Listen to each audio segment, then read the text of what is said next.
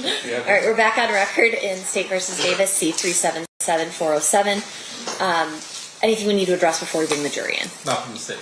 I got it. Timing-wise, we're going to finish off with the statement, and then you have a witness that you're going to get started but not finished, correct? Okay, sounds good. Let's bring in the jury. Randy?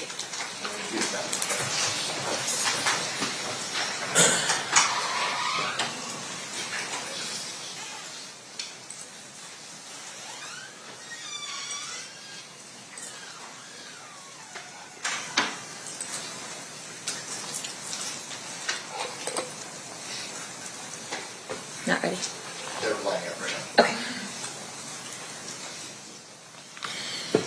Judge, did the courthouse turn off the AC thing, or? It's a little warm in here. Agree. It's always warm in the road, so I don't know. It's called county bill to probably pay the power bill. On my bed, that's why.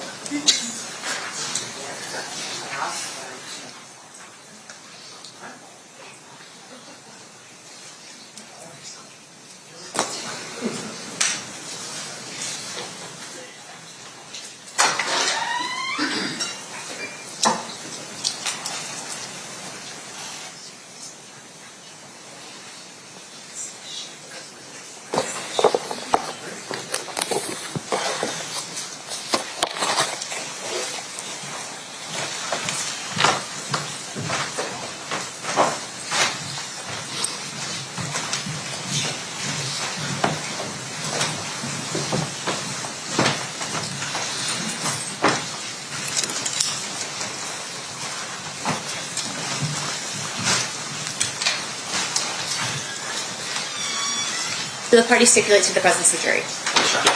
All right, you may be seated. Welcome back, ladies and gentlemen. We are in the middle of two-thirds of the way through exhibit number 118. State, you may resume playing whenever you're ready. Thank you. Okay. So you said you didn't know that Orlando was going to shoot him, but he wasn't a planned shooter. No. There was no plan at that So time. at all, period. It was a lucky coincidence. Yeah, we ran into him. Okay. It just happened, what you're saying. Yeah. Okay. All right. I don't know how to word this. You're doing a good job.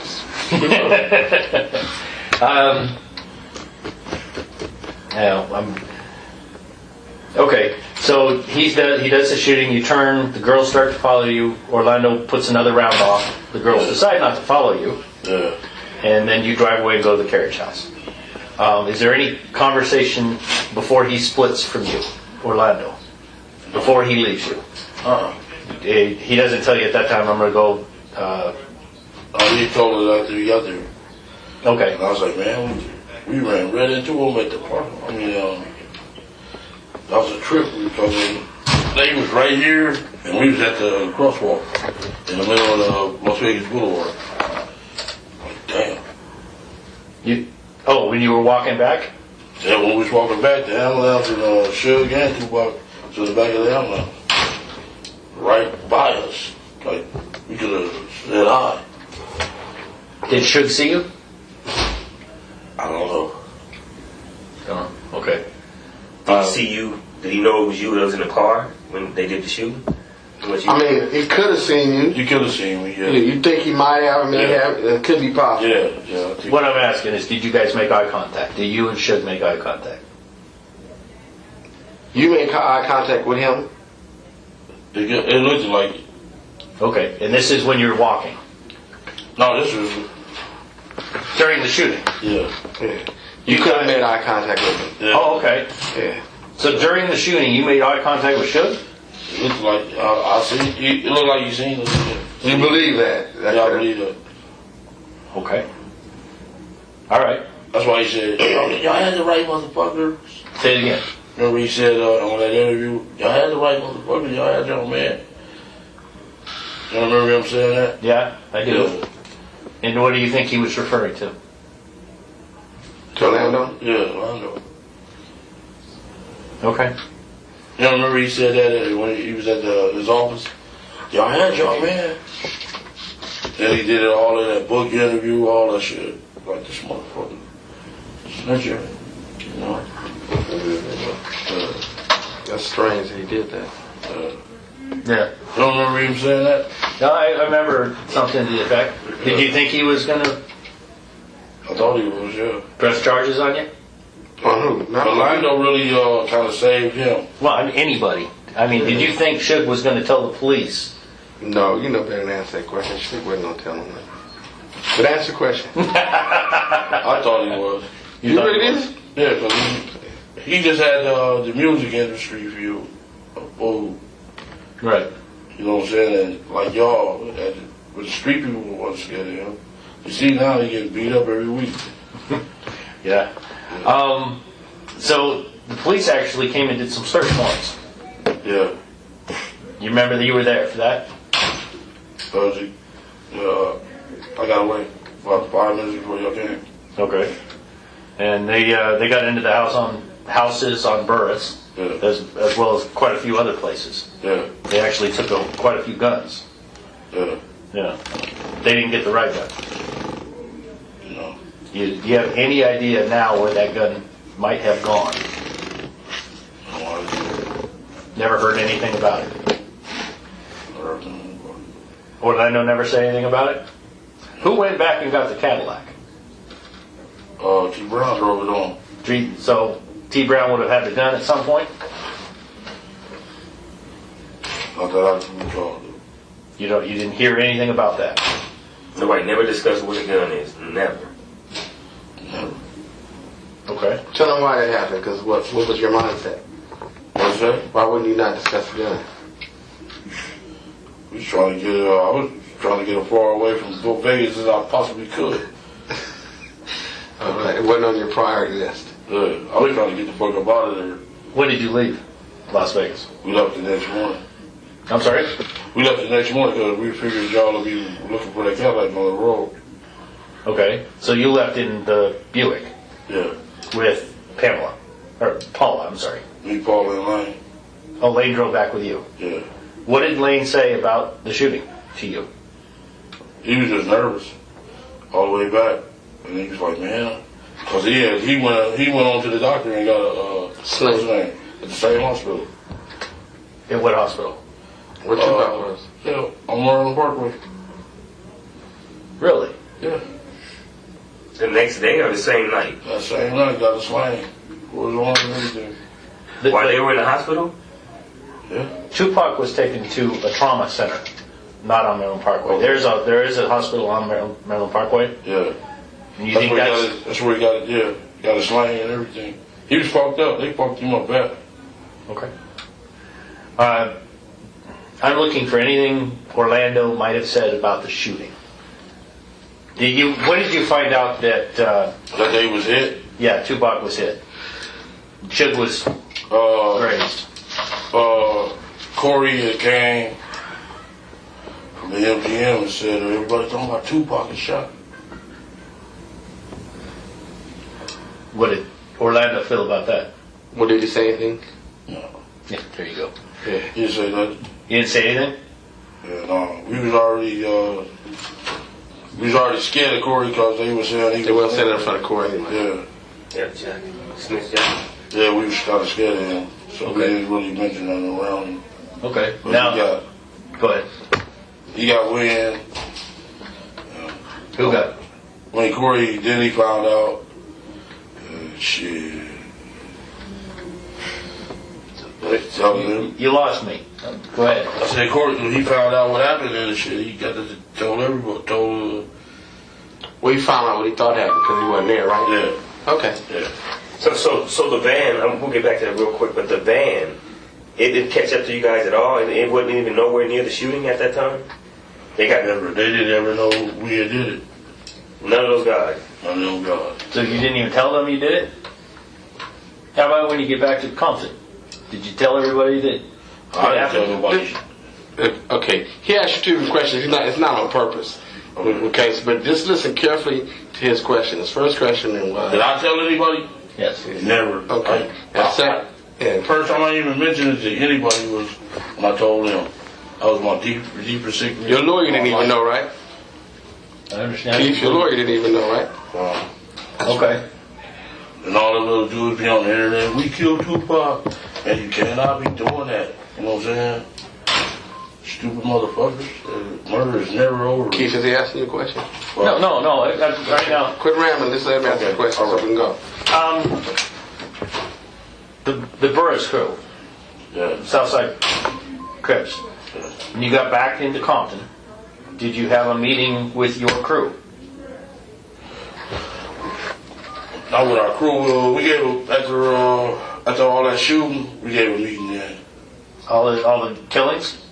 All the shooting, yeah. What did the meeting consist of then? What'd you say? What did the meeting? What happened at that meeting? What happened at that meeting? I said we'll take care of all the heavyweight dudes and y'all just take care of all the neighborhood dudes. Okay. But it has time that you kind of told them, look, man, this is all because of Tupac. Because something happened down there, something like that. I said, He's trying to refresh your memory, so just listen to what he says, because he's not trying to testify. y'all shouldn't have never gave that meeting. Okay. Shouldn't have never gave it. Yeah, the meeting and At the point that you have that meeting, it's a full-on war. yeah, A lot of people dying. people were scared. Yeah, we only lost one person, That would be Bobby Fentz. okay. But you the boss, so you trying to just have a meeting to tell everybody what's going on, watch your back. This is why A, B, C, and D is happening. You the boss. Yeah. Okay. What was said at the meeting? They said at the meeting, shit. I just told them be careful. Y'all take care of all the gang members, the street level guys, and we'll handle the heavyweight guys. But isn't that the time that you told them kind of like allude to the fact that somebody from Southside had done that, killed Tupac? I never told nobody that. Never said that. Because I know better than that. The first time I ever told somebody was y'all. I didn't tell my sisters. I didn't tell my brothers. I didn't tell nobody nothing. I don't know if Lando told anybody or nothing. But I never told nobody shit. Not like that.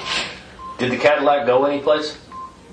Did he go anyplace? Well, you said that Dre drove it back. No, T. Brown drove it back. Okay, T. Brown, I'm sorry. T. Brown drove it back to Los Angeles. Yeah. What? Did he go to a car wash? Yes. No, hell no. Nothing like that. No. You just turned it, he turned it back into the rent-a-car. Yeah. All right. Yeah, he shot that thing. No, they gonna watch it. We go. They No gonna watch bullet it. holes, no body nothing. shot, no nothing. No nothing. None of that never happened. None of that happened. Were there any casings left inside that car? You know, No, he got that shit up out of there. T. Brown did. Yeah. When did he do that? Shit, before he left Las Vegas. You know where he did that? Was it there in the parking lot at the carriage house, or do you have any idea where he cleaned it up? I didn't even go over there. I didn't go nowhere near that Cadillac. I understand that. But he didn't say anything about, I took care of it, I cleaned it out, anything like that. No. It don't work for you? But I don't know. I didn't tell nobody nothing that we took care of people. None of that shit. Never. That was my deepest secret in my life. That would cause problems. Yeah. I told them the first day. T. Brown's still alive? Yeah. Where's he at? Tell him. He over there in LA somewhere. He hanging out by the Millennium, what's the name? You for the rest down? No. I'm just looking for information, that's all. Okay. Y'all had him laying the first. Y'all didn't get me. Keith, did he ask you a question? Let me ask you a question. All right, Have you discussed this with T. Brown since Tupac died? Man, I'm the only one alive. I know. Have you two discussed it? Yeah, all the time. Will Would T. Brown talk to me? What? He might, I don't know. Okay. He might. But, yeah. And I was... Do you think he stashed that gun? I'm just asking for your opinion at this point. Even that gun is an interesting thing. You know how many years I've been hunting that fucking thing? Yeah, it seems to be, it hasn't popped up. Tell him what you know about the gun, like where could it be, or if you have any idea who might have took it. Just think it off the top of your head. Someone come back and got it. Anything you can think of? I didn't go nowhere near that guy. I understand that. What I'm saying is, do you have an impression that anyone mentioned something about maybe they went back and got it, or someone took a special interest with it, so you might think, is there a particular person you think that went and took the gun? I don't know. That's T. Brown probably didn't know. You know more. Is T. Brown the kind of person that would keep a gun like that because Hell no. he got rid of it? You think he got rid of it? He would not keep it as a trophy or Hell nothing like no. that. Shit no. Not at all. I mean, that's... Me and him the only one we be talking about. We'd only do 2 dudes alive. And woo. He never said nothing about the gun though, never. Yeah, that's what we're trying to figure out. Never. But we know who all told on us because we He got... didn't ask you that question. Okay. He asked a question Who's about all the gun, on? okay? Damn, Keith. Oh. Be here all day. Just, it's cool. You got as much time as you want, but... Okay, come on. Okay, go on. Answer the question. What's old on you? Corey Evers. How many times do we... Can I just say something real quick? Sure. Okay, just a minute. How many times do we got to talk about Corey? Okay. Okay, this is not, but just give to him whatever you want, but, he got a fixation on Corey. Every time we got to talk about any subject, you're bringing up Corey. Okay, so now get what you want. Okay, but I'm just saying, I'm tired of this Corey personal stuff. Okay, go on, say what you're going to say. Man, that man would say nothing, man. When are you going to stop on the dude? You got a person he just thinks hates him and snitching, and I wouldn't care what you talk about, he going to bring up Corey's name. Leave the dude alone. He was jealous of Keith from what I heard. Yeah. He didn't tell on nobody, man. Yeah, just leave the dude alone, but go and answer. Okay, all right. Yeah.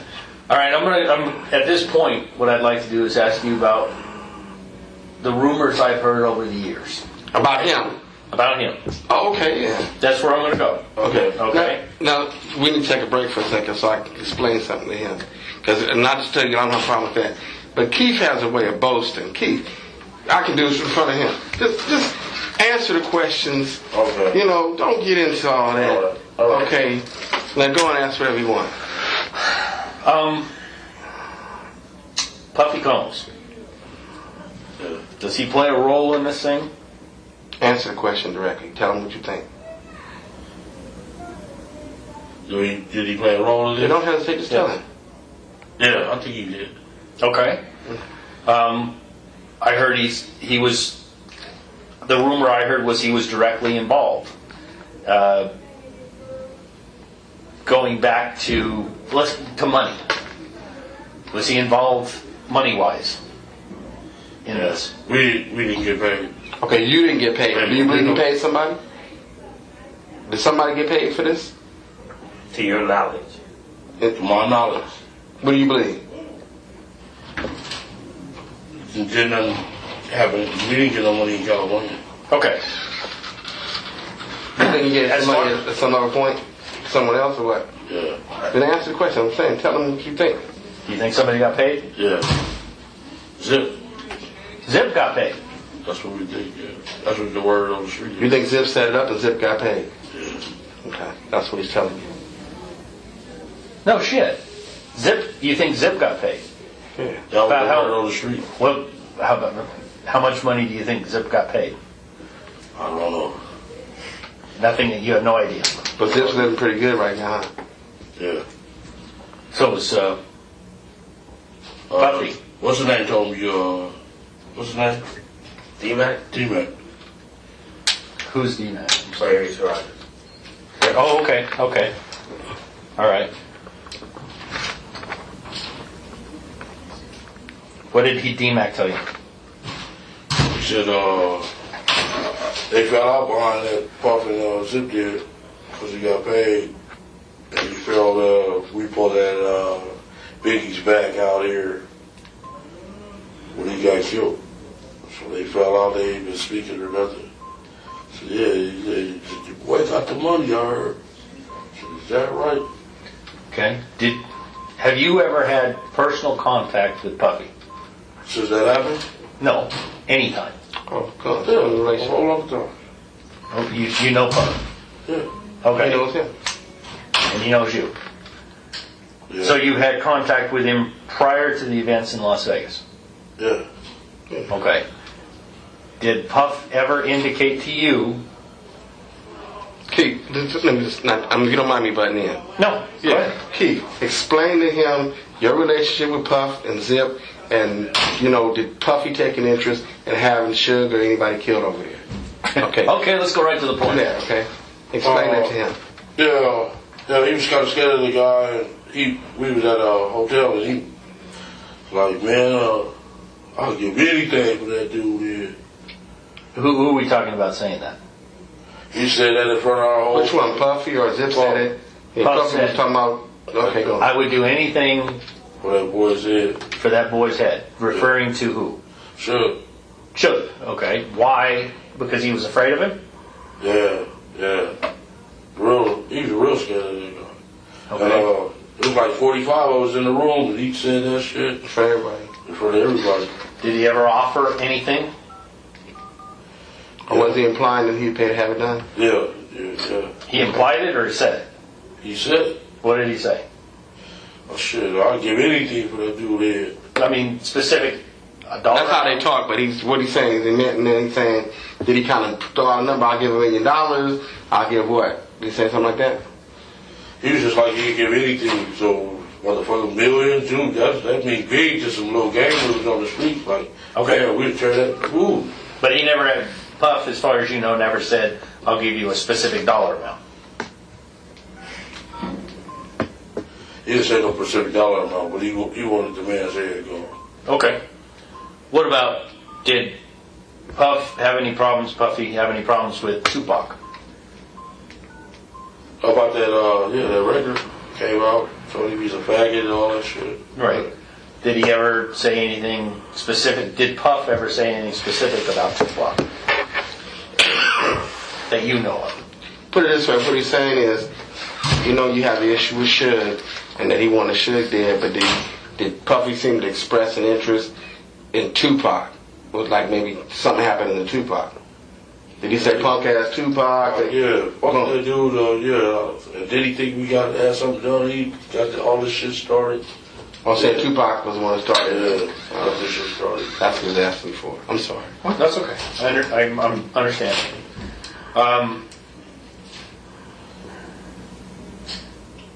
The night of the events in Las Vegas, Yeah. did Puffy ever come up? Did anything in the conversation with Puffy come up? I'm sorry, did I? No, he wasn't hungry. No. Oh, See, if we were at my office, we would be having snacks and anything you want, because, I got it like that. But over here, it's like low budget. Then You what do you- don't even get windows in the room. What do you think he's so thin for? Oh, I'm telling you, you start messing with him, you starve to death. Did Some water. Okay, go on. Did anything come up about Puffy that night? That night? Yes. About Puffy that night? Yes. Did any conversation about Puffy The night of? the night of the incident in Las Vegas? Okay. Oh, after? The shooting. During, the shoot? after anything? After we was like, damn, we get paid now. Okay. And that was meant within. But we didn't even know the boy was shot. But you meant paid. Came back. Right. But when you say paid, been paid by Puffy, right? Yeah. Paid by Puffy Oh, okay. Yeah. to Orlando and your crew. Yeah. Were there ever any? Did he ever give us some money? Okay. Did he ever give you any money?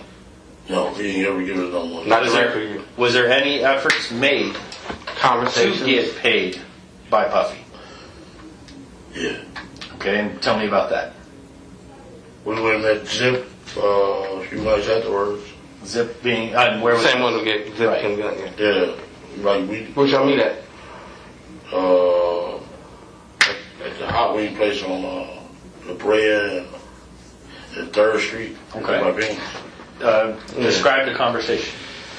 We like, Is it just you and Zip, or is there more? That's just me and Zip. Okay.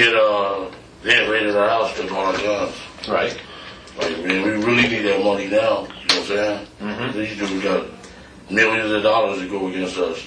You know what I'm saying? Right. Yeah. He never did get back with us. No, what did he say when that conversation took place?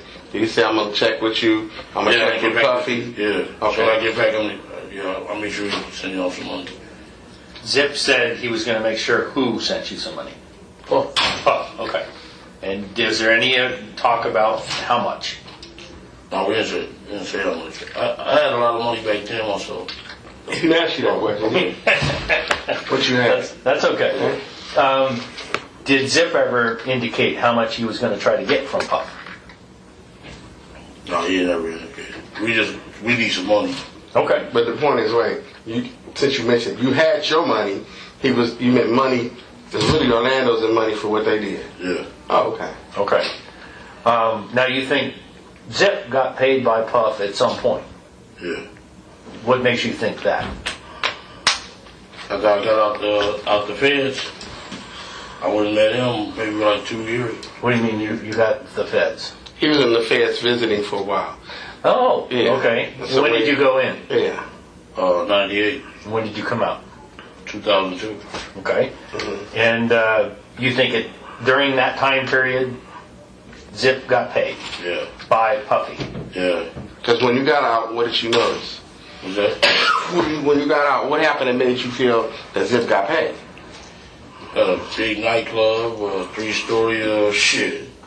All kinds of cars, everything. Okay. In that 4 years, he ended up all that shit, man. Yeah. Okay. Did you?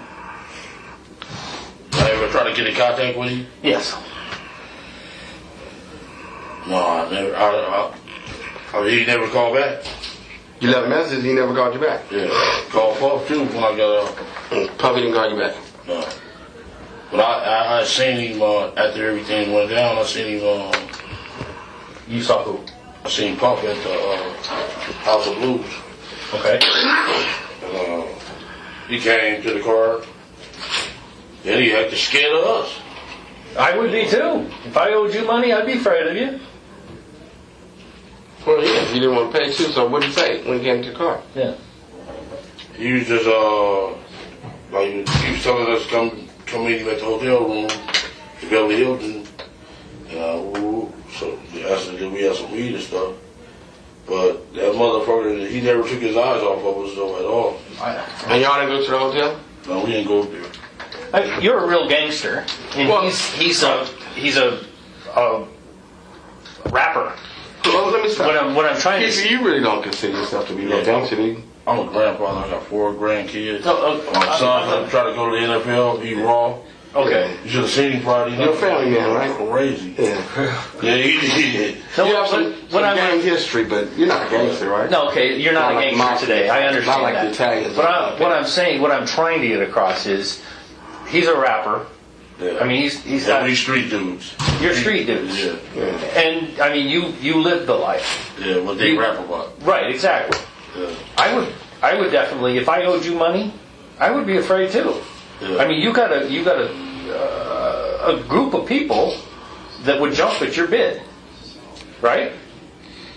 Is that not necessary? Is that necessary? No, I'm not going. Yeah. What I'm trying to say is, it's understandable to me. Yeah. And It's people around you to do things necessarily, Yeah. whether or not you tell them. Try to impress Things happen, right? Sure. Yeah. To impress you. that makes sense to me. Okay. Yeah. Did he? What I'm trying to build to here is, did he make any comments or say anything at that time trying to make things right with you? Yeah, when he approached the car, you knew that he knew it was a problem, so did he say, like, you think that's why I said come to the hotel, or Did what? he indicate anything about Zip? Yeah. Did he say that there was a... No, he just said that he just was in the window when we were talking to me, that he backed up, and there was girls all over him. He steadily watched that car. He wasn't paying attention to none of them girls. And I almost tripped over the car. I'm like, this motherfucker is scared. Well, do you think if you went to the hotel, he was gonna pay y'all, or why y'all didn't go? You would have some money there. Why you didn't go get your money? Because we was doing something else. Oh, With that dude, Long Beach. oh, y'all was doing your own thing. Yeah, we was doing something. Okay, okay, I understand. Tennessee, Long Beach. We had, But you believe Zip got paid? that's the word on the streets. That's where maybe you ever had a conversation with Zip about the blockage in the payment route. I ain't seen Zip since then. And you haven't talked Since to him. that, since I seen him at the Hot Wings. I seen him this summer. I wanted to ask him, motherfucker, where my motherfucking money at? But they wouldn't let it. But you didn't have the conversation with him, is what you're saying. You wasn't able, that's what he's asking, clearly. You wasn't able to talk to him about your money related to that. The answer's no? No. Okay. Okay. What is T. Brown, I'm sorry. Go on. What is T. Brown doing these days? T. Brown boy. Sell a little weed. Okay. So, That's about it? yeah. And Okay. I got 2 little boys too, grandkids. Okay. Is there... You want me to have him call you? No. Did he ask you that? No, I don't want to go that far, and I don't want to get you in that far. Okay. What I want to do right now is get my stuff together to see if I can approach him and talk to him. In your opinion, what would be the best way for me to do that? Him? Yeah, he a motherfucker. He broke me down like a single shot. All right. Detective? Oh yeah, whatever. No, do you have any... However he can help you. Oh no. No. He know how to do it. He a bad motherfucker. Oh. Do you have any questions right now specific to Tupac that could help me? Is there anything that Right now. I have not asked you that I should have asked you? Now see, that's one of them kind of questions that is a hell of a question. But is there anything that you recall as looking at the details of what he said that maybe you need to correct, or perhaps, Elaborate on? or something that you think, is there anything that you think is relevant that you need to do that with? I know something I'm gonna ask. You guys were you down there to specifically go do something to Tupac or Oh, no. Not at all. You were here for the fight. For right. We've been going to the fights. But after Baby Lane was beat up, you went to the 662 Club to possibly get a hold of Suge. But once that was over, you were done. We were done. Once that liquor got bought, Yeah. So we were smoking weed and everything in the car. it's party time. Yeah, it's party time. Yeah. And Lane was like, man, I'm fucked up. They beat the shit out of me. Yeah, and then Suge and Tupac presented themselves to you, and the opportunity was too great. For Baby Lane. For Baby Lane. Yeah, he couldn't pass on it. Everybody else, like you say, T. Brown hesitated. You didn't have a gun in your hand. Yeah. The other guy had a gun. And Orlando just went crazy. There's a question. Yeah. What were your thoughts when Baby Lane started shooting? Oh, fuck. I get that, but I mean, any other? It was surprising. It was surprising. Okay. Then when we got home, that little BET News, every time we see that, like, God, they wasn't saying, Baby Lane was saying, KPD nephew. KPD nephew. I'm like, motherfucker. You know what I'm saying? Oh. Understandable. They didn't know his name. He was like, KPD nephew. You said they just kept dropping your name. Yeah. I saw quite a bit of it. When did you hear that Tupac was dead? On the 7th. No, he didn't die for About a week. Yeah. Yeah. About the 14th. When They had him on the machine, man. They had him on the machine. What did you think at that point? Oh, fuck. The search warrants have already been hit, right? No, y'all came after he died. That's right. Okay. After we died. And It was after the war broke out between our sets. why was Baby Lane shot and killed? I was getting late, shot and killed. The guy owed his for half a key and ran out the back door. It had nothing to do with Tupac. Nothing. You don't think, huh? I'm telling you, it was money. What said? We went to sell this dude a half a key. He went to sell dude a half a key. Yeah, he would sell this dude a half a key. And the dude went out the back door. With the half? With the half a key. He had like he had a customer. I'm taking it in here. And he went straight to the front door to the back door. And he happened to run into his ass at that car wash. Okay. And they just had a straight shootout. Yeah. He just shot better than Baby Lane. They two of them died. They both ended up dead. Oh, 2 died and baby Yeah, Lane. like, baby, like, Yeah, Yeah. 2 for okay. They both took the thing.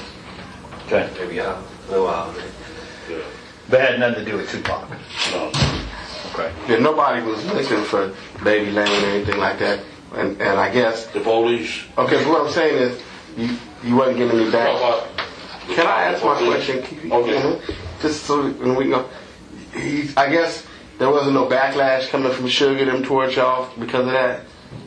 We were scared to death because Suge had the police killing for him.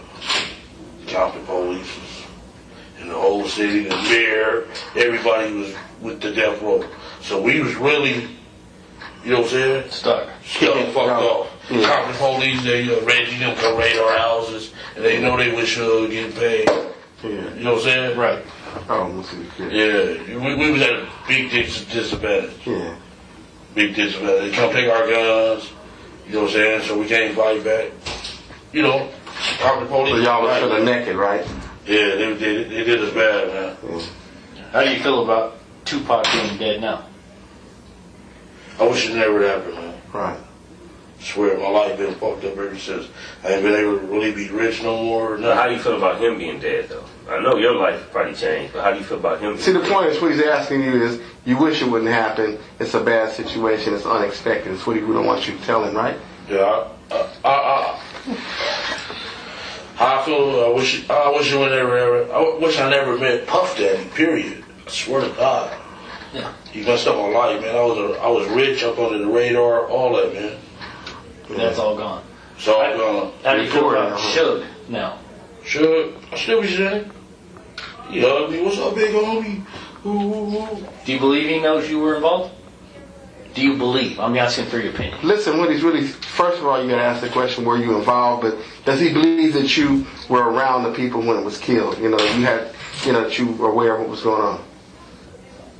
I seen him 3 days after I got out at the Laker game. Lakers. And he's never mentioned that to you, right? No, he like, man, I'm glad y'all stay strong. Ooh, and tell him, you know, my people was telling like a motherfucker, man. And then he asked me, do I need anything or anything like that? Yeah. Like, I'm cool. You told him no, you didn't. Right? Yeah. Okay, what I'm asking is, do you believe he knows or he thinks it's Southside Crips Oh, that he killed knows. Tupac? Not you, but does he? Yeah, because he had a meeting too. Said he got $100,000 for our head. Me, Corey, and Kim. All the leaders. Yeah, he wanted $100,000. Okay. What about for the regular soldiers? 5,000 or something. Yeah. Oh, he actually gave. Yeah. So he had 5,000 on your Our head. homeboys got some cousins that live in this neighborhood that was at the He had 5,000 on your head. 100. Oh, no. Oh, sorry. Yeah. Sorry, you keep it. Yeah. Anyways, he had what? 100,000 for me, Corey, and Kev. 5,000 for the other gang members. We knew some. One of our homeboys got a cousin from over there, and he was at the meeting when he said that shit. Okay. Do you have any questions that could help? Nope. You've asked the best questions in here. Is there anything you could ask to help in this investigation? I want to close the Tupac case. I understand, you know. Is there anything I think of? Just to go back. But you never had a conversation with Suge about what happened. That's what I Never. wondered. Okay. Not directly. Like really, I've seen him about 4 times since that shit happened. You talk to anybody when they heard about it? Anybody? When he before he rest in peace. Your hood, any hood. What we like, what we're going for is collaboration. We're looking for somebody that you told the story to. It's the same story you just told us. You never told nobody. Never. The first time Ever. it was First said. time ever. Yeah. I'm his lawyer. I He never never left told that me. office, I swear to God. I ain't tell my wife, nobody. Not even me. And I've been knowing him for Yeah. Nobody. You never told your wife? Then wife, son, nobody. That's how he is. I told him after I told That's him. how he's lasted this long, is what it is. He never told nobody. Never told I nobody. mean, you know. Okay. I don't have any other questions. You? Nope. Is there anything else you'd like to add? Anything else I mean, I just say that really the reality of it is that, it's been on his mind. Sure. I've been his lawyer for a long time. I may have suspected something, but he's never told me. And, on the faith of trying to resolve it, like you want to resolve it, that's why he's here. Yeah, no, I've suspected it for many years. He's here, and the first time he said it, because he wanted to get it off his chest, Sure. Already did what they wanted and everything. The first day, didn't I tell y'all? So I know what y'all want. Yeah. Just, I'm going to give y'all what y'all want and leave me fuck alone. The last couple bills here is, have we threatened you or made you any promises in regard to this conversation we had? Have I made any threats to you? No. Have I promised you anything? No. No. That's the question. That's correct. What do you think should happen now? Should happen now? Yeah. I don't know. Let me ask, has anybody promised you anything regarding this case? Yeah, yeah. No. Has anybody promised you anything regarding this The murder case? of Tupac. Has anybody promised you anything in regard to the murder of Tupac? Keith. The first day they said anything. Keith, listen Regarding to the this case? There's been no promises on this case that you can recall. Do you recall someone saying something about this case? No. Okay. That's what I was asking. That's what I'm saying. That's what I was asking. Regarding this Tupac murder, were you ever, to get it clarity, promised anything regarding Tupac? He's from Las Vegas. He's from the Las Exactly. Vegas Police Department. Nobody has told you that the Las Vegas Police Department has promised you anything. Or did any other agency promise you anything regarding the Tupac case? That's what I'm I'm going going to to say. say this. They said anything I talk about. It's confidential and covered, right? Yeah, they said you cannot be charged on. No. Regarding the Tupac. I'm talking to you now. Did we ever promise him anything regarding the Tupac? No, we've never had that conversation about the Tupac case. Nothing. About promising. The Tupac case is different than some other issues. But your conversation with him is because you weren't involved in shooting Tupac. That's the reason you're here. Yeah. That's correct? Right. You weren't involved in shooting him in any way. You didn't. Although things happened, it wasn't because you was out there trying to shoot Tupac. I wasn't trying to shoot him. You had some issues about Suge and some things was told to you, but it wasn't about shooting I Tupac. wasn't about shooting. Okay. Yeah. All right. And in fact, what? And I mean, just for clarification, I think who's the other guy in the back that had the gun? That before it went to Orlando, who had the gun? Big Dre. If anything, you thought he was gonna shoot who? Huh? You thought he was gonna shoot Suge? Is that correct? Yeah. Okay. Okay. I mean, there's issues, but I don't think that I was going after Tupac. watching 48 Hours. The San Antonio case. This dude, they killed his old man at the park. So they went. They picked him up, talked to him and shit. Said, "You ain't going to jail." Ooh. But they let him go out there. You gonna walk out? You good? You going home? 3 hours later. Well, how long does it take you to get home? For me to get home? Here. It's gonna take about 3 hours to get home. Don't go home, okay? Man, he know I'm bad. Don't go home, okay? You have to worry about that. But that's not the reason for this meeting. I mean, Keith, it's a real serious case, and obviously there's issues, and there's issues of accountability, but the point is, this is a unique set of facts.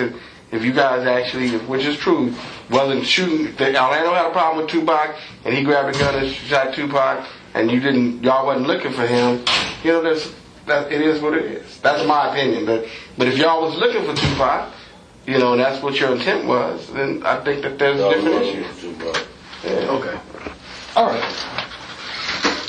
I mean, Orlando was very upset, and I mean, I get that. But this is what and it's amazed me. believable because it's always been what we believed it to be. But what amazed me is that's what I couldn't figure out. It's like it seemed like the first thing you thought when I was looking at the news is the guy just got beat up. He went and killed him, but I couldn't understand how it wasn't connected that fast. Because he went to the hospital. And No, we connected it. I mean, y'all knew it, but You did? but it was They like, came right to our houses. Yeah. but what? It just wasn't any. We were solid under the proof? impression that there was different people in the car. Oh, okay. Some are the same, some are different. But I've always believed Orlando killed him. was the shooter. Yeah. The I was in problem, the car. Was I always in the car? sometimes Could've been. yes, sometimes no. Yeah. Your name came up a lot, Yeah. and there's a lot of stuff going on. We just But I mean, I'm more kind of from the street. D is, suburban dude. But the reality of it is that I believe, in his situation, usually gang leaders, people that are top of this gang, they usually have beef. Like his beef would have been with Suge. right.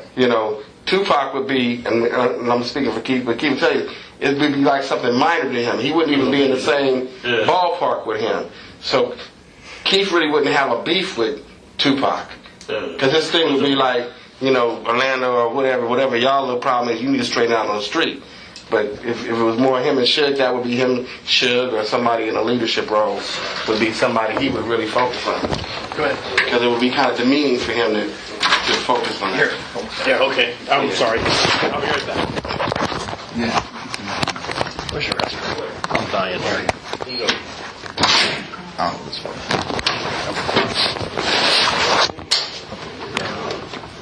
Oh, okay, good.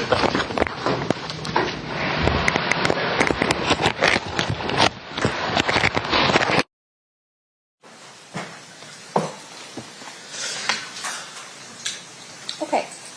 State, who's your next witness? Mike Dorsey. Okay.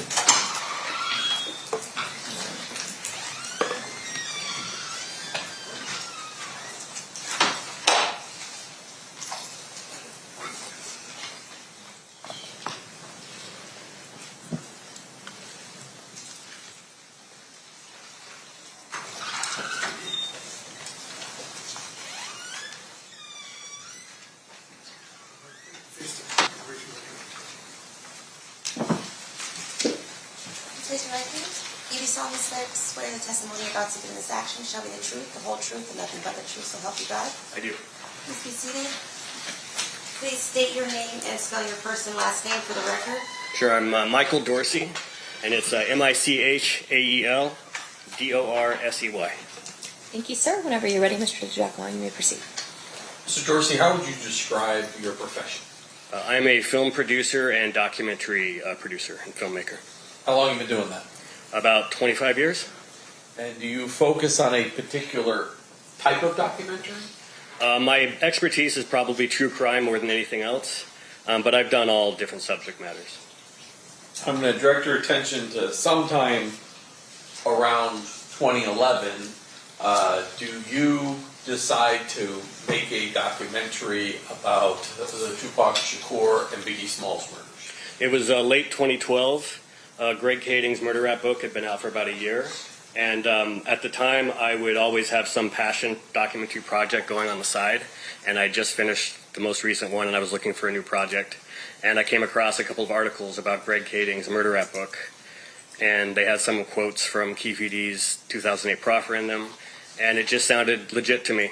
I don't cater to conspiracy theories, but it sounded very well backed up, and it sounded like the real deal. So I just reached out to Greg Kading and asked if he was interested in making a documentary, and he said yeah, and we went from there. So you reached out to Kading and asked him if he wanted to do the documentary. He said yes. Correct. Describe your process. Well, do you have to do research to do a documentary like this? Yes, it took me over 2 years to make the film, in large part because of all the extra research that I did. I needed to interview Greg Kading for it. He was kind of the main person walking us through the story. But I also wanted to make sure that what he was telling me was legitimate, and also needed to make sure that I covered the whole story, so I understand it, and it's not just him, deciding what we're going to cover. As part of that, he turned over to me digital copies of the entire LAPD case file for the Biggie Smalls and Tupac cases, and gave me unfettered access to those files, so I could check basically on my own what he was telling me. You also, well, maybe you didn't.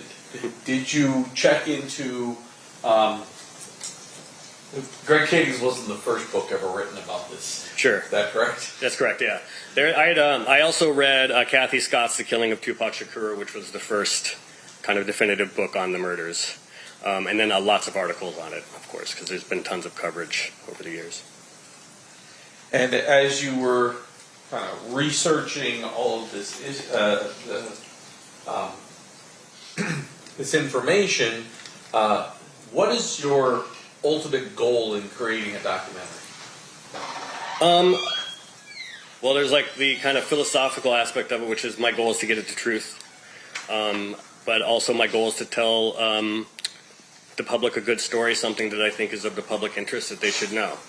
And in this case, it seemed like they had solved this murder, and yet the world was carrying on like it was still unsolved and like we still didn't know what happened. And it was like, it sounds like we do know what happened. And so that was my goal, was to put that out there. Did you have any concerns about accusing anybody of murder? Absolutely. I had concerns for my own safety, accusing a gang member from a violent street gang of committing a murder, and then also just my own financial concerns, since Puffy was going to be implicated in it as well. Taking on someone who was at the time heading towards becoming a billionaire, and who at that time did not have the public backlash that he's faced the last few years. He still had a pretty good, clean image at the time. So I was concerned about both. And based upon that, do you eventually make a documentary? I do, yes. Does anybody sue you? I was not sued, no. I was threatened a couple of times. Who threatened you? Universal Music sent me a note because we used Tupac's Hit 'Em Up, his diss track against Biggie and Puffy. In the film, we did it using what's called fair use law, which means you don't have to pay for it because it's a documentary. It was just like a cursory check-in from a lawyer at Universal Music, making sure we had permission, and our law firm had cleared it for us, so that was no problem. And then supposedly Puffy's attorney, Weitzman, I can't remember his last name, but he was a high-powered A-list attorney. He sent a note to Apple TV over it because that was one of our distribution companies, and basically saying that the film was defamatory towards his client Puffy Combs, and that they had like 5 business days to pull it down. And Apple, they're indemnified, so they don't care. It's up to us. It's up to me as the producer if I want to pull it down or not, because I'm the one that's going to get sued, not them. And we said no, we're leaving it up, and that was the last we ever heard of it. So you never wound up getting sued by Puffy? You were never sued by Puffy, no. Now I want to sort of fast forward past this, past 2012. Does there come a point in time when you see something that causes you to want to get involved with Mario Diaz? Yes. I can't remember the exact date, but it was probably early 2017 would be my guess. Earlier in 2017. I was actually in Tulsa, Oklahoma for a film screening of one of my films, and I was out at dinner, and I think someone sent me a link to this YouTube video, and it was Keefe D in a studio. It's a short video. It's just him saying he's going public. He wants the world to know he was there for Tupac's murder. He says he has cancer. He wants the truth to come out, and I couldn't believe it. I was at a restaurant. I went outside and started calling people. And I talked to, I think, Greg Kading and some others, and we just thought, Keefe has to know he can't go public with this information because it can be used against him. But it sounded like he was going to go and talk, publicly about this murder and repeat possibly what he had said in his proffer in 2008. So we went from there, and then that's when I decided, I wanted to get involved with it. And ultimately, are you retained as a subject matter expert for the production done that's now known as Death Row Chronicles by E1 Entertainment? Yes, I was a consultant, technical consultant, and I was an on-camera expert as well. So they interviewed me. I'm going to fast forward a little bit and come back to that. Subsequent to your involvement in Death Row Chronicles, have you continued to sort of follow these murders investigations, the case, everything else. Absolutely. 2017, when he recorded the interview for Death Row Chronicles in July of 2017, we were actually in production on Unsolved at Universal, which was a scripted series based on the murder rap story. So that was happening concurrently, and then he kept going public. He kind of laid low, I think, for a year and a half or so, and then this book that he had talked about during his BET interview, all of a sudden he's promoting it and saying it's about to come out, and then we find out he's going on Vlad TV and doing another interview. So he just kept, from then on, for years then, he just kept doing more and more interviews. So I stayed engaged with it, and I also was conducting my own interviews, following up with new people. James McDonald, Mob James, who I believe testified, I conducted his first ever public interview back in 2017. We convinced him to go public and tell his story. Since then, I talked to multiple gang members, gang detectives from Compton, detectives out of the LAPD, anybody who might have information on either Biggie's case or Tupac's. In particular, back in 2012, when you kind of reviewed the information that was available, was there any information from Trayvon Lane or Roger Williams within kind of the case file as statements that they made about what happened that night? In the case files, what are statements from them? Yeah. Not really, no, because Trayvon, they don't cooperate with the police. There was an FI card from Buntry, Alton McDonald, who's James McDonald's brother, that they had talked to him at the scene and he refused to cooperate, but they noticed that there was a bullet hole in his car. And then subsequently, I've interviewed Williams, Neckbone. I interviewed him a few months ago, and I've had private conversations with Trayvon Lane. In particular, Buntry is deceased, and Yes. was deceased even Yes. before you became involved in the project, on any project. Correct. He was murdered like 20-some years ago.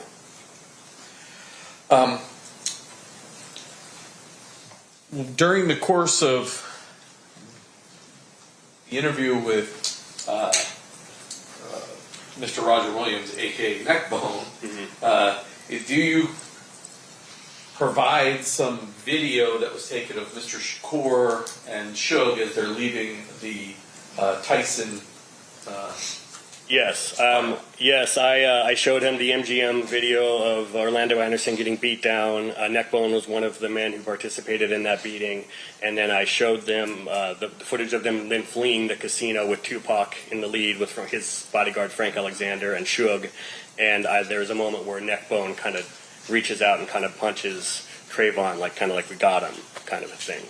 And he confirmed for me in my interview that that's what it was, that's what he was doing, and he also told Trayvon. Let me.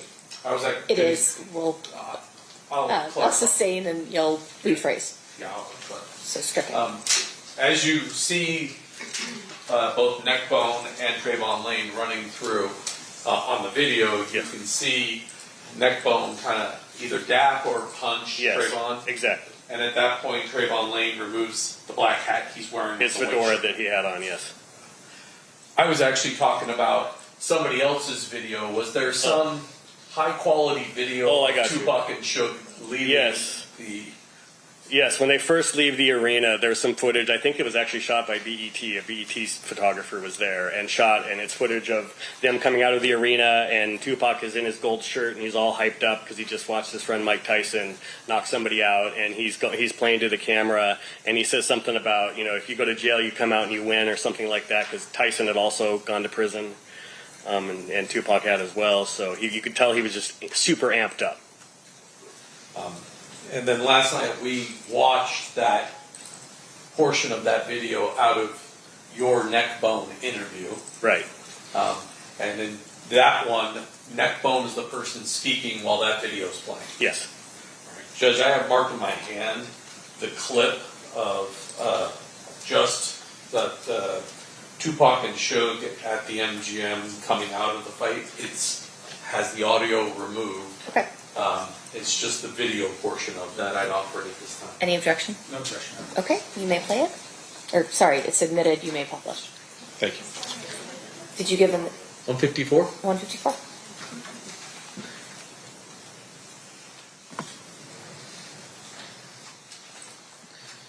I took my exhibits, they disappeared.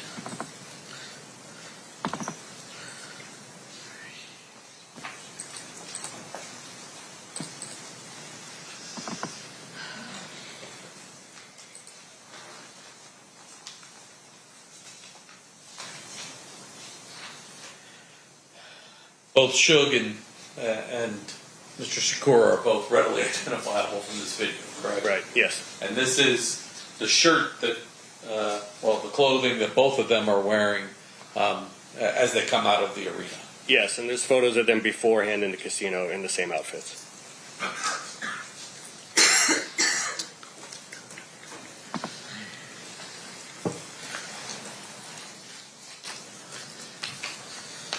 May I approach, Judge? You may. Showing you as marked as State's Proposed Exhibit number 149.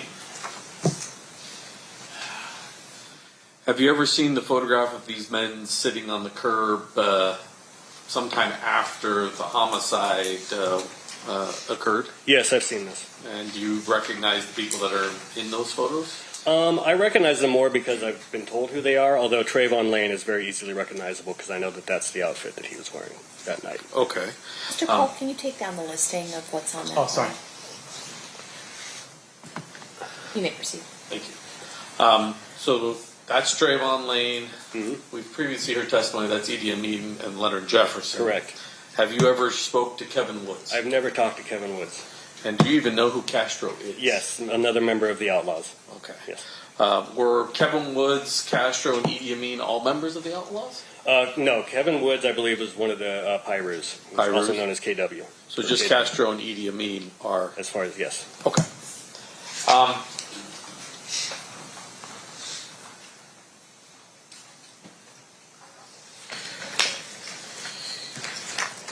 You got a little bit ahead of me, but during your research into this case, you had access to the Biggie Smalls file. Alton McDonald is actually known as Buntree, correct? Yes.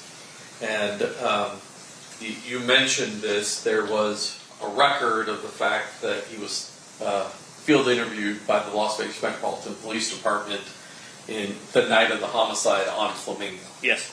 And at that time he was driving a black 96 Toyota Supra. Yes. And it had a bullet hole in it. Yes. Did it say where the bullet hole was? No, it just said vehicle took bullet impact. And that he was uncooperative. And that he didn't want to cooperate, of course, yes. Now, you've also interviewed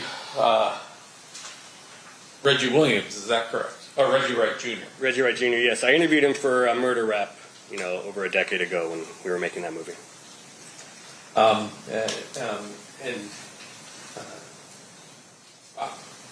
leave that alone. I just want to get a few other pictures into evidence with you. So, during the course of the 2008 proffer, there's a mention of greenblatts. Yes. And sometimes it sounds like greenbacks. Yes. Were you able to eventually identify that location? Yes, it's very obvious. It's a New York deli. It's been there since the 20s. It's very famous. It's on Sunset. It matched the description. And also the way Keefe described the upstairs and downstairs and where the liquor area was, it was clear that he was talking about Greenblatt. Showing you as marked the State's Proposed Exhibit number 152. Do you recognize that? Yes, this is the front of Greenblatt's on Sunset Boulevard. There's some blue writing on there. You recognize that as well? Yes, those are subtitles that I added.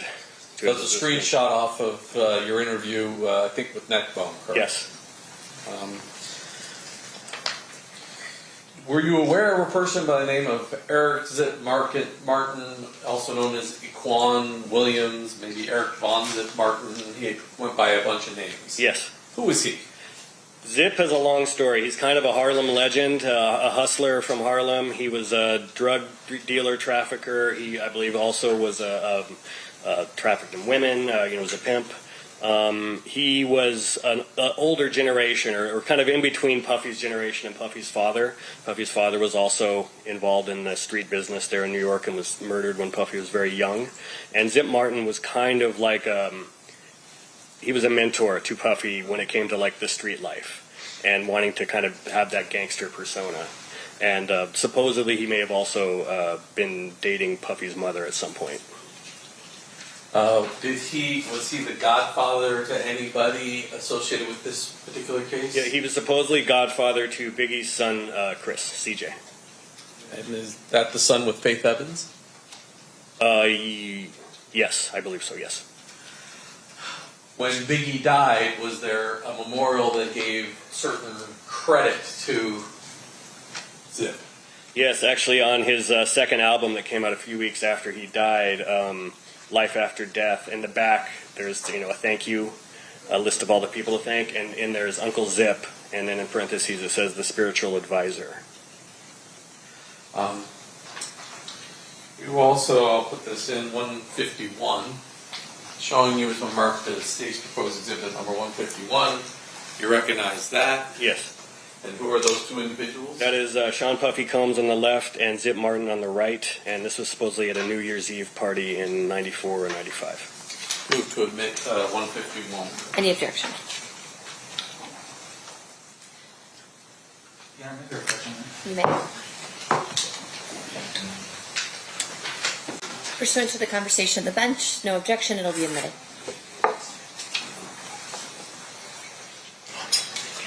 You may publish if you want, or whatever you want to do with it.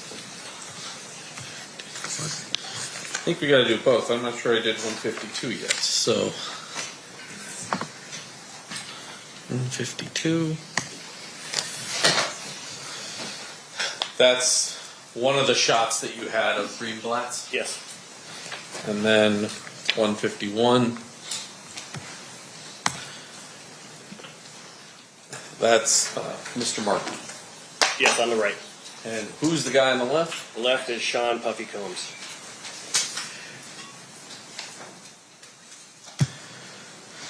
Now, Mr. Diaz testified about sort of the production of the Death Row Chronicles. And initially, were you contacted by Cliff Mogg as well? I reached out first to Las Vegas Homicide, and then Cliff Mogg reached out to me after that. Okay. He had contact with you, and just so since this is one we put up in our opening, showing you state's proposed exhibit number 61, you recognize that guy? That is Zip Martin.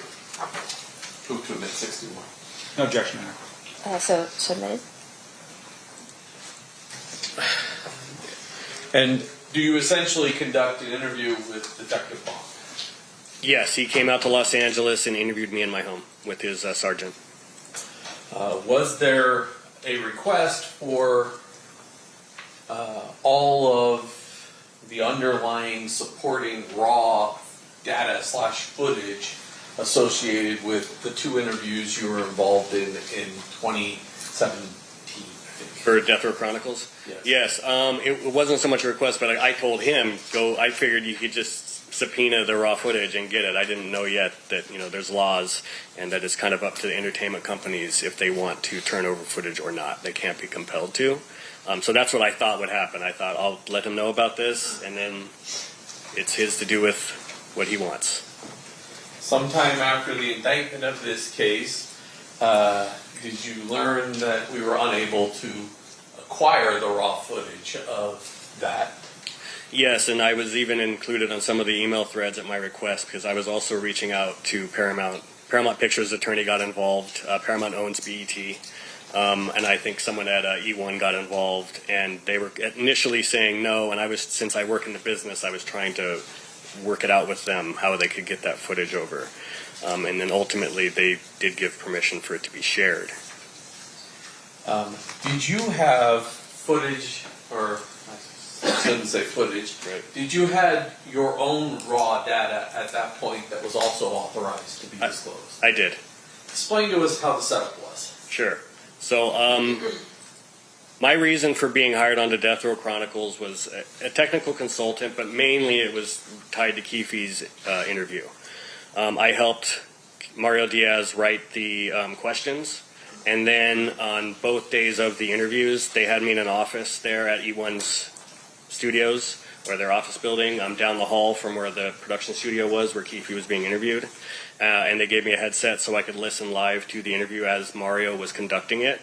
And then I was texting follow-up questions to Mario while he was in the studio as things came up. Were you recording your audio feed? Yes, I took the headphones off and I made my own recording with my phone. At some point, do you learn that the only thing we could acquire from E1 Entertainment was an actual transcript of the tapes themselves, but not the tapes? Correct. Yes. And then, did you provide us the audio to your that you had done during these two interviews? Yes. Once you subpoenaed me, I sent over my audio. And was there? Are you aware of either gaps in your audio or additional audio that wouldn't have been in the transcripts? Yes, there's sections where I was rolling, and I'm sure they were rolling also, but they're only going to transcribe. The reason of making a transcript for a production is the pertinent parts of the interview that they're actually going to edit into the show. So it's so that when the producers go to figure out how they're going to edit the show together, they have a transcript and they can tell the editors, use this segment here, use this segment here, use this part. There's a lot of chit-chat stuff that I had that they might have also had that was not transcribed because it was just chatter. It's never going to be used in the show. There are also some sections where I probably was rolling when they might have already cut. And lastly, there's a few moments where in the first interview, one of my audio recordings, the file was corrupted, so I lost about the last 4 minutes of it. And then during some of the interviews, I didn't always know when they would be done with the break, when they had come back and were already rolling again. So there's a few times when I missed maybe the first few minutes of a new segment. Let's start with the transcripts. State's proposed exhibit number 113 and 114. First of all, you recognize the front page as being the original transcripts that were generated off the tapes. Yes. And then, did you become aware that we took your audio, transcribed the additional audio, and then anything that was not on your audio, we highlighted in yellow to identify you didn't have it, but it shows in the transcript? Correct, yes. And so these should be as complete a record as we have between your audio and those videotapes for the two interviews that occurred in July of 2017. Yes, correct. Judge, I move to admit both 113 and 114. Any objection? Madam Mayor, approach. Yep. All right, pursuant to our discussion at the bench, the transcripts will be admitted over objection. And that will be as 114 and 15? 114 and 115? 113 and 114. 113 and 114. Thank you. Mr. Dorsey, I want to give an example to the jury about what we're talking about. Sure. Here, and let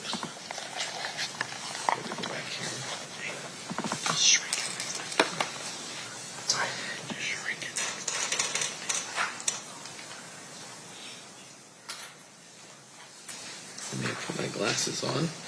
We are in 113. So if we go to 113,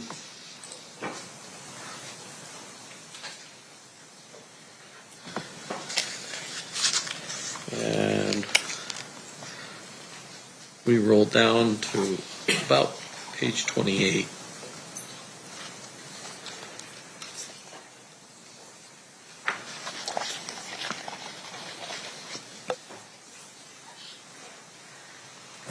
Oop, there it is. It's page 28. Time cutoff is about 30 minutes and 16 seconds in. The yellow part is the part that's not on your audio tape. Is that correct? Yes. And that was transcribed from the original videos that we don't have. Right. And everything else that's unhighlighted, we should hear on the audio. You should hear, yes. Okay. And that would be the same for both of these. Yes.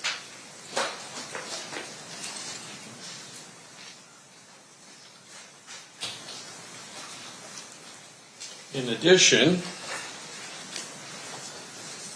I've had marked both the July 17th, 2017 as 121 and the July 18th of 2017 as 122. I'd offer those as well. Any objection? No objection, Your Honor. So admitted. And we only got about 40 minutes, Judge, so I would start. I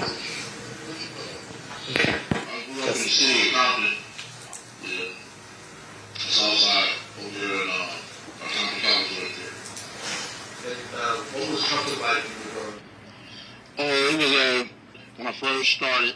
Compton was when I was I moved here when I was like 3, and it was literally white, all white. It was the first black family on the street. Where'd you move from?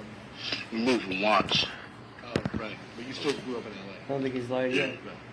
And how did it change during the 60s, 70s, and 80s? In the 60s, it was mostly all white.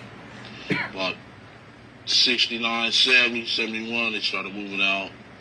And more black families was just coming in. And then when did it get dangerous? When did it start getting dangerous? When did it start to get dangerous? Yeah. Oh, about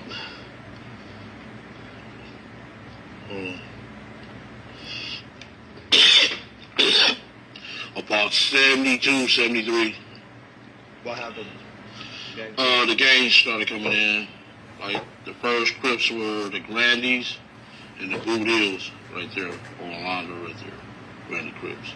So you were part of that history, the initial sort of, gang. Yeah, I was there when it first, I was a kid when it first started. That noise, and I'm stopping this at 1 minute and 45 seconds, it looks like. Yes. Was that your phone making That is my noise? phone making that noise, yes. And there's going to be a few times here where you're going to hear me loudly texting, and you're not going to be able to hear the audio very well because I was probably texting a message to Mario in that moment. So sometimes it cuts out in this first interview.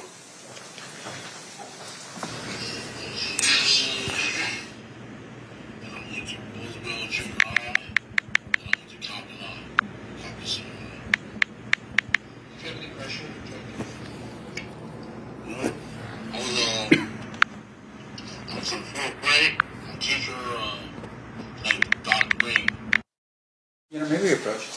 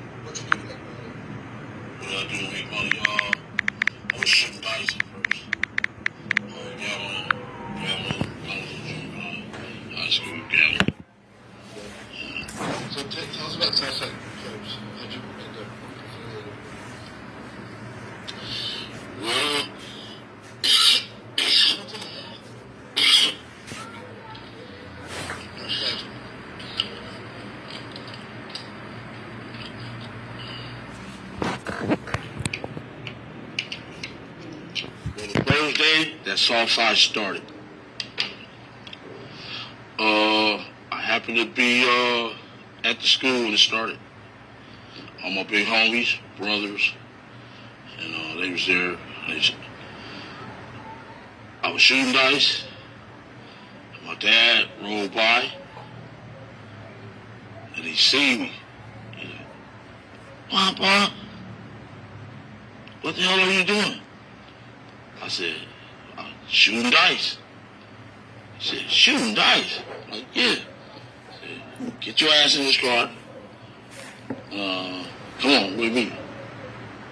So I really got a whipping for trying to be his whole son. So I was about 9 years old when this first started. That early? Yeah. How'd you work your way up? How'd I work my way up? Yeah.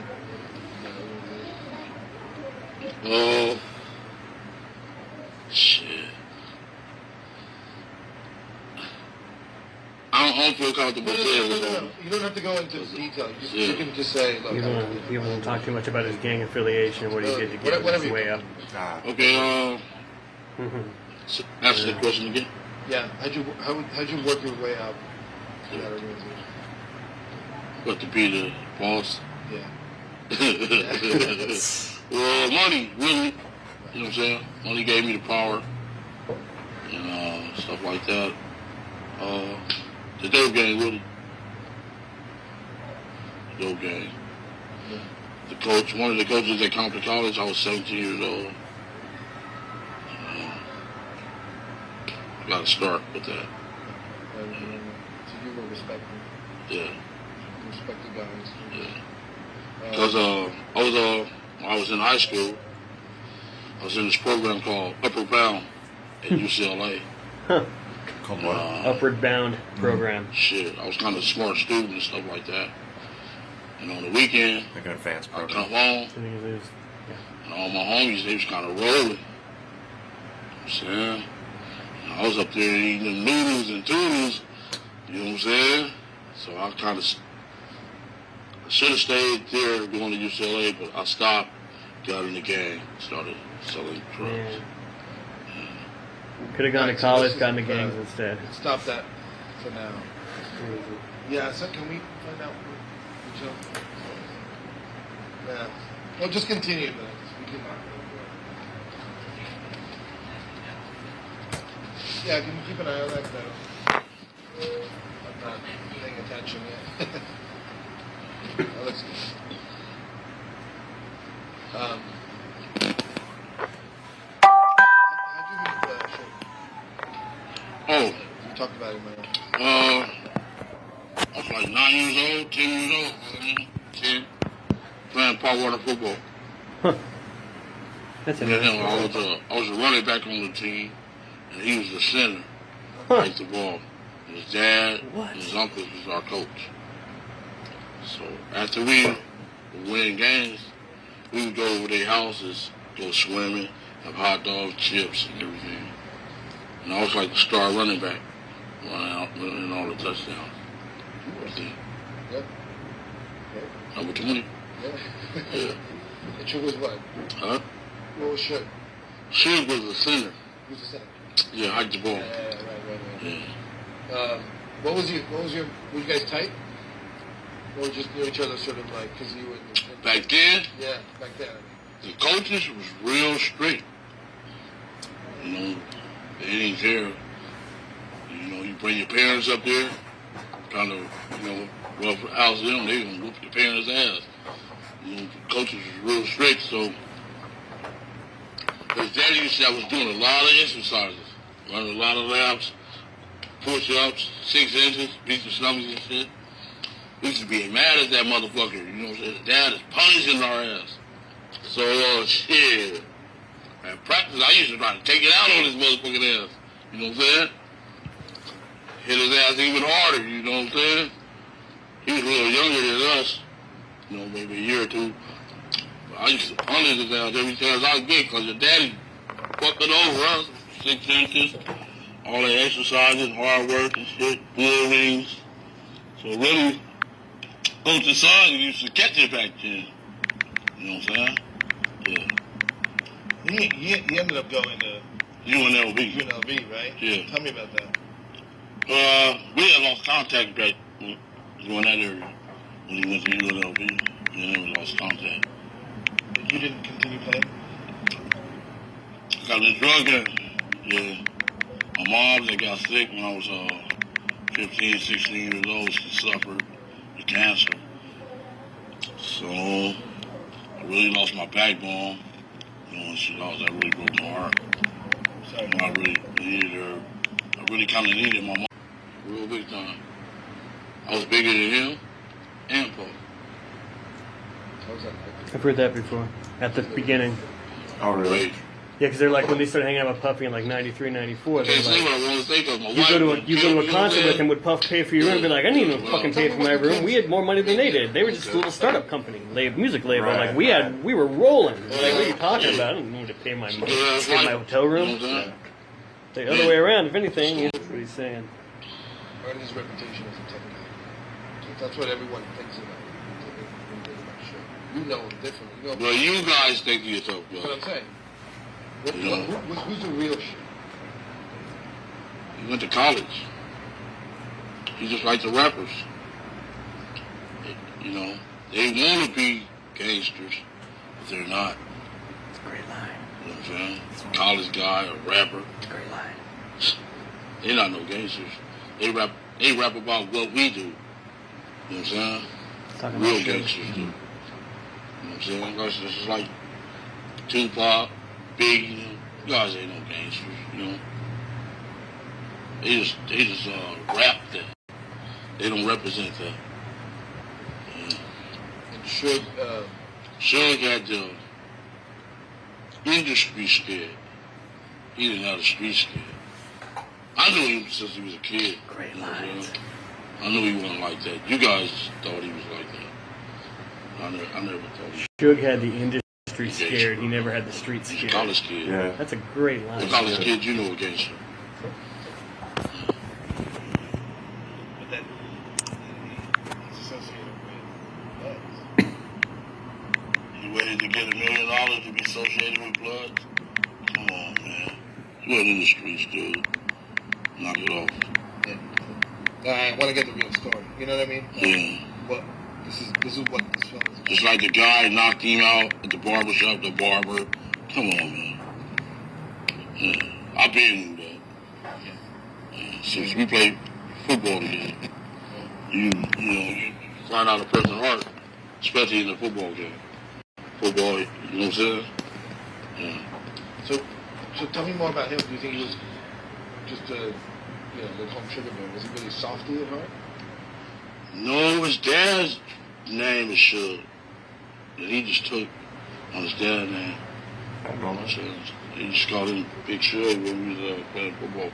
Oh, that was his dad's name. His name is Yeah, his Mary. dad's name is Suge. But I mean, what was his personality? Was he? His name was like, Sugar Bear. You That's say what his he was mom a called gangster, him. but was he like And then it got shortened to Suge. softy at heart? Like, was he like a soft guy? Oh, he's a good kid. Went to college. That's what good kids do, go to college. Yeah. Did he have business smarts?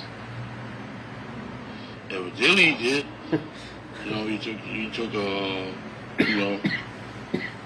record company from the ground up and made it $100 million, you know what I'm saying? Yeah. He shouldn't have been trying to be no gangster, because you're not no gangster. He should have just stuck with the business. You know what I'm saying? Like Puff did. Stuck with the business, you know? The business side. Jay-Z stuck with the business. But you want to run around here hitting on people, you know what I'm saying? Think you a gangster. Then you got some crooked cops running around with you, you know what I'm saying? Yeah. So that was his problem. He was trying to be a gangster when he wasn't. Yeah. That got him into trouble. Really, you can't be out there faking. You know what I'm saying? You really can't be out there faking at all, you know, because you will get exposed. You know, the streets will eat you up. Yeah, especially if you're weak. I got you. So, real quick, just to talk about Death Row again. So, when did you first hear about Death Row? Like when they were doing really well? Like, were you excited? Were you around that whole scene? You know, Dre and Snoop, all that stuff? Or were you not so close to that? I was handling my business, man. I wasn't worried about no, you know what I'm saying? them dudes rapping about Can that what dude I out do. there give me a Coke? You know what I'm That saying? dude that's getting our lunch They not orders. really Is there a do way to like that. like page They that rap guy? about Or, what gangsters do. I have no idea. Like, I'm not no that dude's gang name? You don't know member, who that guy I'm is? not gang it's member. like a PA. I'm a Like, gangster. Okay. If I see him walk by, It's a difference. You, when we were talking in my office, you told me that you delivered money for the, for the startup money for sure. That can get me hurt on me. You know what I'm saying?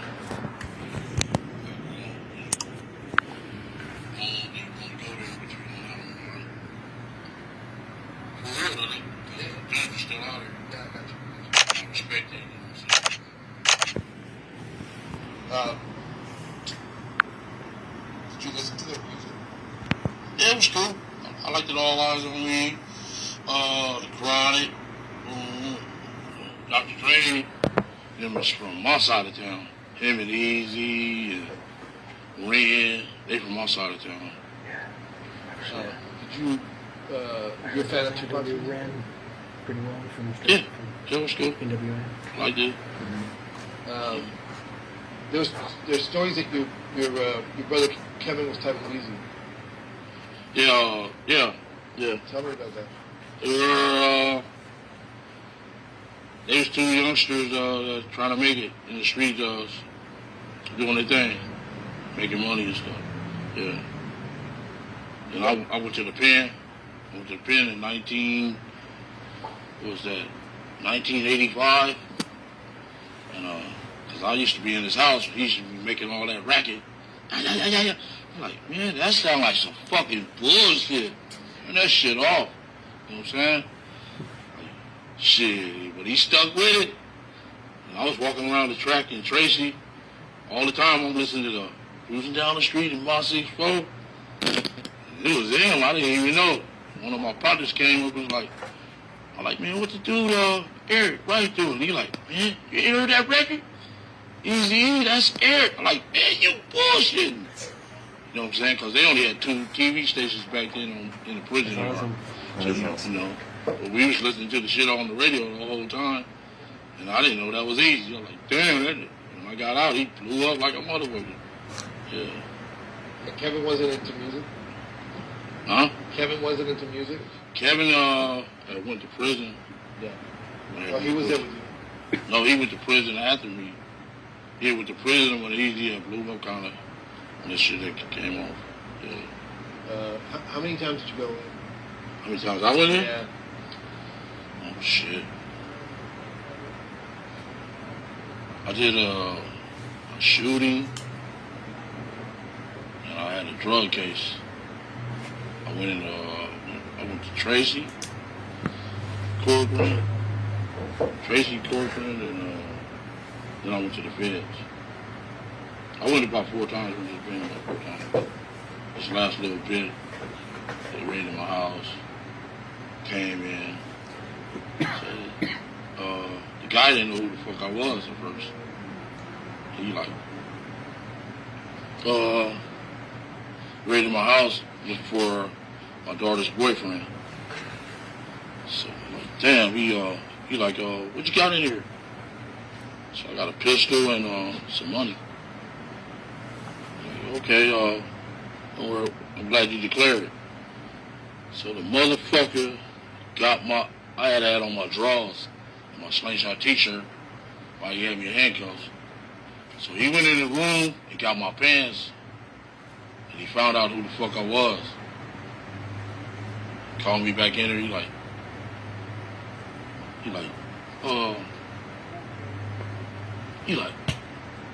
man, I know who you are.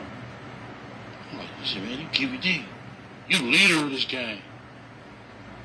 I'm like, man, I ain't been out there in about 5 years. He like, oh, fuck that, I'm taking you to jail. I said, man, you ain't a man of your word, dude. You said you're gonna, declare my shit. No. I had to take you in, so I just did a little bit in Wasco for that, for a little gun case. Yeah. How long ago was that? That was in 2015. Okay.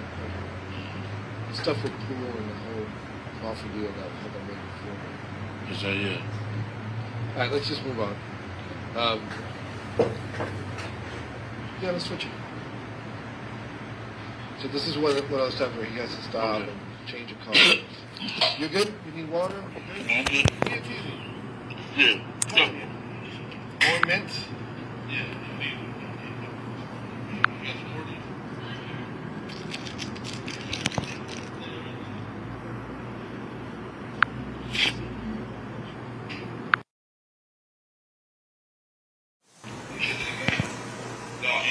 Anyways, Feel all right?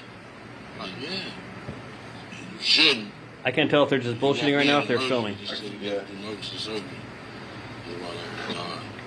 They didn't give you a prosecutors? No. He taught it. He showed it right back together. Yeah. He told me before I went to the surgery that I was going to have a toss me bad, bro. Yeah, so it's the location. If it's near the rectum, you get. Yeah. It's above. Yeah. But it's pain in the ass. Yes, it is. I told you, I've got 2 people close to me who did it. I'm an arms spasm now. You want? That's what scared the shit out of me. Oh, so you have a hereditary thing. Man. Right. Well, I mean, I got mine checked. It's supposed to be at 50. I got mine checked at 40. Yeah, yeah. I've been going every year now. You do it every year? Yeah, I do it every 5. Yeah. Alright, let's continue. You guys go? Hey, so,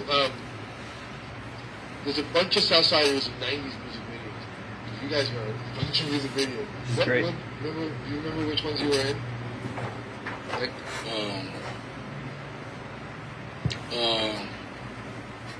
Is that Mellow? Yeah, that's All the Easy. One of my brothers is a famous actor in every Easy video. He come get it every time Easy used to get the video. Pick up my older brother every time. Every single time in every single Easy video. so was that fun? Was that something you guys did all the time? Keep Easy.